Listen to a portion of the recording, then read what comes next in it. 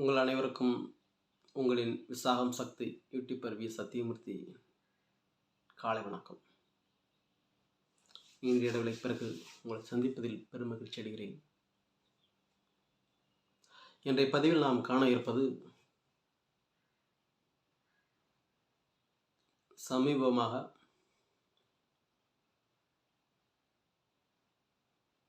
தமிழகத்தில் பாரதிய ஜனதா கட்சிக்கு யார் தலைவர் என்ற பேச்சு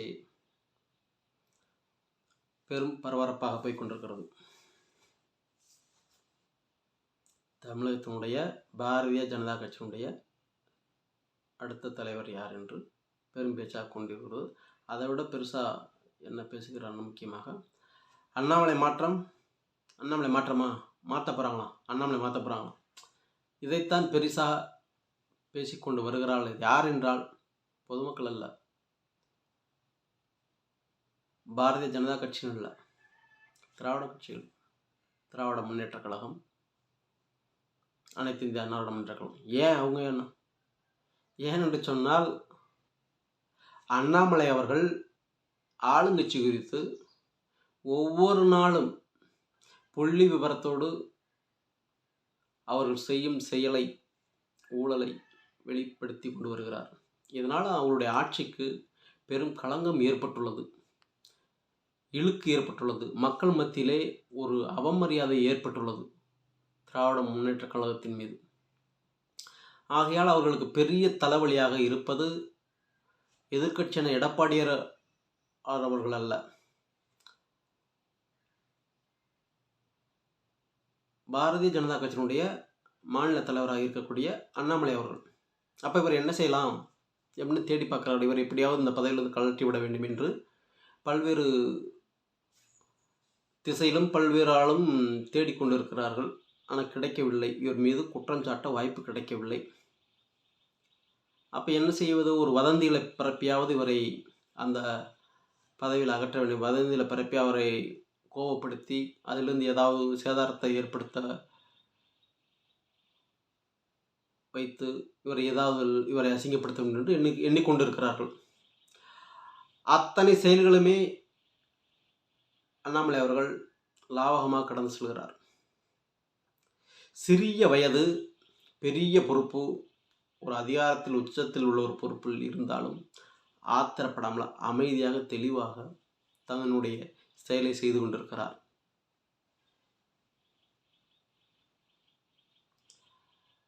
இவர் கடந்த தமிழக பாரதிய ஜனதா கட்சியின் தலைவரை போல வந்தோம் சென்றோம் என்று இல்லாமல் அந்த எண்ணத்தில் இல்லை, வரவில்லை. அதற்காக இதற்கு இன்னும் 22 வருடங்கள் இருக்கக்கூடிய அந்த பதவியை விட்டு வர வேண்டும். அவர் பதவி மீது பற்று கொண்டு வரவில்லை. பாரத தேசத்தை வலுப்படுத்த வேண்டும். பாரத தேசத்தை பாரத பிரதமர் மோடி அவர்கள் செம்மையாக நடத்தி கொண்டிருக்கிறார். அவருக்கு நம்மால் இயன்ற உதவியை செய்ய வேண்டும் என்று எண்ணி அரசியல் களத்திற்கு வருகிறார். தன்னை பாரதிய ஜனதா கட்சியில் இணைத்துக் கொள்கிறார். பெரும் பதவி, தியாகிகள் என்று யாரே சொல்கிறார்கள். காக்கா அடிப்பதற்காக, பொறுப்புகளை வாங்குவதற்காக சிலரை, அர்த்தமற்றவர்களை, தகுதியற்றவர்களை உயர்த்தி பேசுகிறார்கள். நான் சொல்கிறேன், தியாக வேங்கை என்பது அண்ணாமலை அவர்களே.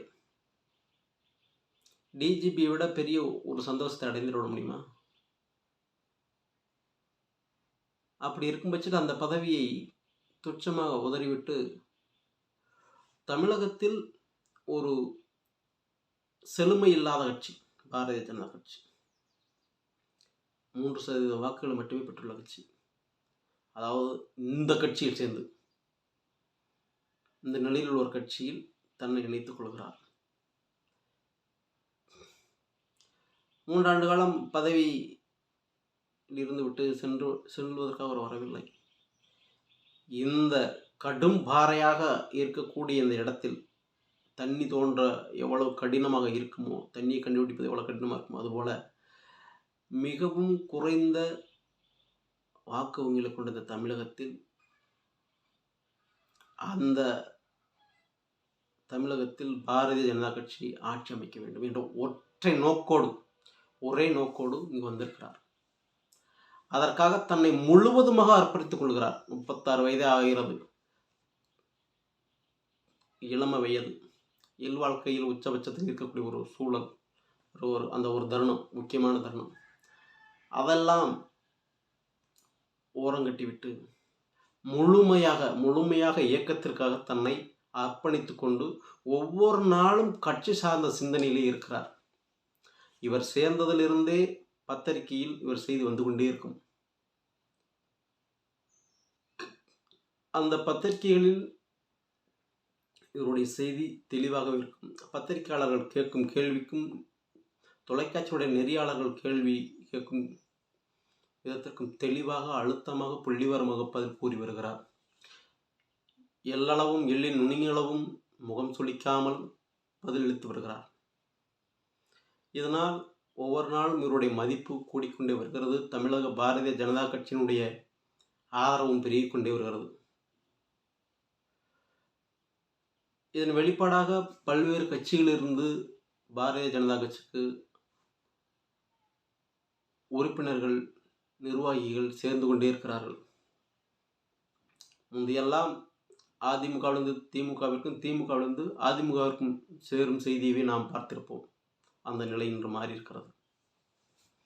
அதற்கு காரணம் அண்ணாமலை அவருடைய சீரிய செயல்.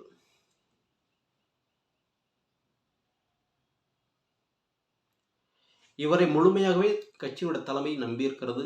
இவரை எண்ணத்திற்கு வரவேற்கிறது. அதனால்தான் கூட்டணியே சந்தித்து வந்த பாரதிய ஜனதா கட்சி நகராட்சி தேர்தலில் தனித்த களம் சந்தித்தது, மரியாதைக்குரிய இடத்தையும் பெற்றது. 321 இடங்களுக்கு மேலாக வெற்றி பெற்றது. அதனை அடுத்து கட்சி இன்னும் அடுத்த தளத்திற்கு கொண்டு செல்ல வேண்டும் என்பதில் எண்ணியிருந்த அண்ணாமலை அவர்கள் மக்களை சந்திக்கிறார். மக்களை நேரடியாக சந்தித்து, அவர்கள் இருக்கும் இடத்திலே சந்தித்து, அவர்களுடைய குறைகளை கேட்டறிந்து அதை தீர்வு காண வேண்டும் என்று எண்ணியே தமிழகம் முழுக்க நடைபயணம் செய்தார். அதுதான் என் மண் என் மக்கள் என்ற ஒரு யாத்திரை. ராமர் பாதம் பட்ட மண் ராமேஸ்வரத்திலிருந்து தொடங்கினார். தமிழகமெங்கும் அமோக வரவேற்பு. எந்த காசும் கொடுக்கவில்லை, குவாற்றம் கொடுக்கவில்லை. கடல் அலையாக தேனீக்கள் கூட்டம் போல் வருகிறது. அதனை பார்த்து தமிழக கட்சிகள், ஏனைய கட்சிகள் வியப்பில் ஆழ்ந்தனர். இந்த அண்ணாமலையை இந்த தளத்திலிருந்து அகற்ற வேண்டும் என்று ஒவ்வொரு நாளும் சிந்தித்துக் கொண்டிருக்கின்றனர். இந்த அண்ணாமலையின் மீது ஏதாவது ஒரு தவறை கண்டுபிடித்து இவரை அசிங்கப்படுத்த வேண்டும், இவரை மட்டம் தட்ட வேண்டும் என்று கண்ணும் கருத்துமாக இருக்கிறார்கள். ஆனால் அதற்கு எள்ளின் நுண்ணி அளவு கூட இடம் இல்லை, இவர்களுக்கு வாய்ப்பில்லை. அவர்கள் எவ்வளவு கோரமாக கேட்டாலும், அவர்கள் சார்ந்த திராவிட முன்னேற்ற கழகத்தை சார்ந்த தொலைக்காட்சிகளாக இருக்கட்டும், பத்திரிகை நிருபர்களாக இருக்கட்டும், அவர்கள் கேட்கும் கேள்வி கோபப்படும் என்ற நிலையில் இருந்தாலும் அதனை லாவகமாகவே பேசி அவர்களையே அஞ்சப்படும் விதமாக இவர் பதில் இருக்கிறது. இது போன்ற காரணங்களால் தமிழகத்தில் பாரதிய ஜனதா கட்சியினுடைய வளர்ச்சி அசுர வளர்ச்சியாக இருக்கிறது.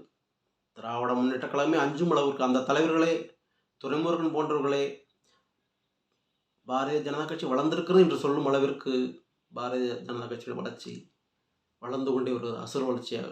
இதற்கு காரணம் அண்ணாமலை அவர்களே, அது மாற்றுக்கருத்தில்லை.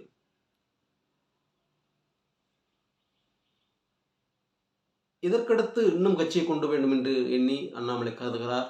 அதுதான் பாராளுமன்றத்தில் தமிழக பிஜேபி தலைமையின் கீழ் கூட்டணி அமைத்து செல்ல வேண்டும் என்று.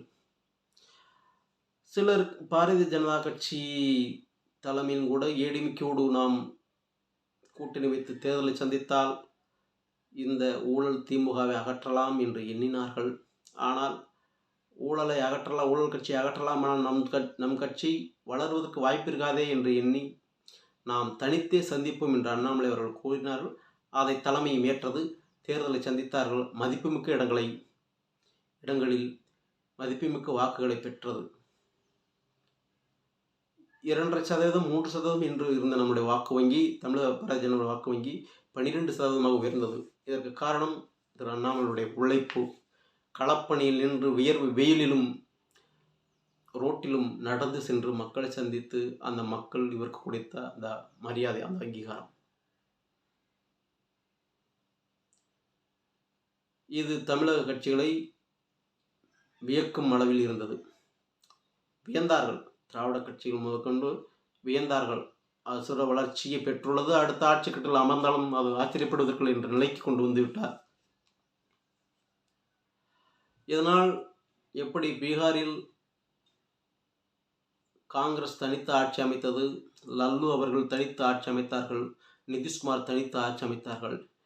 இவர்கள் அங்கே பாரதிய ஜனதா கட்சி நுழைந்தவுடன் 3 பேரும் தனித்தனியாக இருந்தவர்கள் 3 பேரும் ஒன்று சேர்ந்தார்கள். அதே நிலை தமிழகத்தில் வர இருக்கிறது. இப்பவே கூறுகிறார்கள் ஸ்டாலின் அவர்களும் எடப்பாடி அவர்களும் கூட்டணி போட்டார்கள் என்று. இப்பவே தொடங்கிவிட்டது.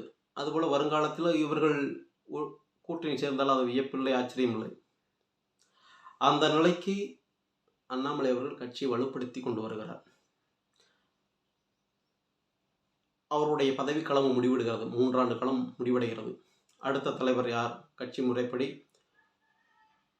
6 வருடம், 3 வருடம், அதுக்கடுத்து 3 வருடம் அதிகபட்சமாக இருக்கும். அப்படி இருக்கிற நேரத்தில் அது முடிந்த உடனே அனைவருமே அந்த திராவிட கட்சிகள் அனைவருமே அண்ணாமலை இப்படியே மாற்றி முடிய போகிறது அப்படின்னு பெருமூச்சு விட்டார்கள். அதாவது அவர் உலக அரசியல் படிப்பதற்காக லண்டன் சென்றபோது 3 மாத காலம் லண்டன் சென்றபோது இங்கு உள்ள கட்சிகள் பெருமூச்சு விட, அப்பா அண்ணாமலை இல்லைப்பா, நம்மளுடைய சேட்டைகளை ஊழல்களை கண்டுபிடிக்க முடியாது, திருப்தியாக இருக்கலாம் 3 மாதத்துக்கு அப்படிலாம் எண்ணினார்கள். திரும்ப வந்தார். மீண்டும் பரபரப்பு தொடங்கியது. அச்சத்தில் திராவிட முன்னேற்ற கழகம் கூட்டணி கட்சிகள் நடுங்கின. இப்படி ஒவ்வொரு நாளும் தன் கட்சி வளர்ச்சிக்கு என்ன வேண்டும் அது சார்ந்த சிந்தனையில் செயலில் இருக்கும் ஒரு அண்ணாமலையை மாற்ற எப்படி கட்சி நினைக்கும்? கட்சியினர் மட்டுமல்ல, அனைத்து கட்சியினர் பொதுமக்களும் சேர்ந்து அண்ணாமலை வரவேற்கிறார்கள். அதனால் தான் கொக்கிரம முறை அண்ணாமலையின் பெயர் உச்சரிக்கப்படுகிறது. இதுபோன்று எந்த தலைவருக்கும் இப்படி ஒரு பெயர் வந்ததில்லை. அப்படி இருக்கும் பொழுது ஏதோ ஒரு சில ஊடகங்கள் ஆளுங்கட்சிக்கு சிங்கி தட்டும் இந்த யூடியூப் சேனல்ஸ் போடும் அந்த பொய் செய்திகளை நம்பி சிலர் பேசி கொண்டிருக்கின்றனர். அண்ணாமலை மாற்றிடுவாங்களோ அப்படின்ட்டு. மாற்றவே மாட்டார்கள். மீண்டும் அண்ணாமலை அவர்களே மாநில தலைவராக தேர்ந்தெடுக்கப்படுவார். நடந்து முடிந்த திருச்சி அந்த கூட்டத்திலே பார்த்திருக்கலாம். முன்னாள் தலைவர், முன்னாள் ஆளுநர் தமிழிசை அவர்களே கூறினார்கள், தம்பி வா தலைமை ஏற்க என்று கூறினார்கள். அதுவே ஏகோபித்த ஆதரவு தான். கட்சியிலும் எதிர்ப்பு இல்லை என்றே எண்ணிக்கொள்ளலாம். இவ்வாறு இருக்கையில் அண்ணாமலை மாற்றப்படுவார் என்று கூறுவது தற்கொலையினுடைய கூற்றாக இருக்கும். அரசியல் அறிந்தவர்கள் இதனை ஏற்க மாட்டார்கள். ஆகையால் அண்ணாமலை அவர்களுடைய பணி மீண்டும் தொடர அவரே மாநில தலைவராக வருவார் என்பதில் எள்ளில் நுனியளவும் சந்தேகமில்லை. அவர் வந்தாலே தமிழகத்திற்கு ஒரு முன்னேற்ற காலம் வரும். இதனை வரவேற்க வேண்டும். என் வாடிக்கையாளர்களே, நாம் நல்லவர்களுக்கு ஆதரவு கொடுப்போம், நல்லாட்சியை தேர்ந்தெடுப்போம். நன்றி, வணக்கம். அடுத்த சந்திப்பில்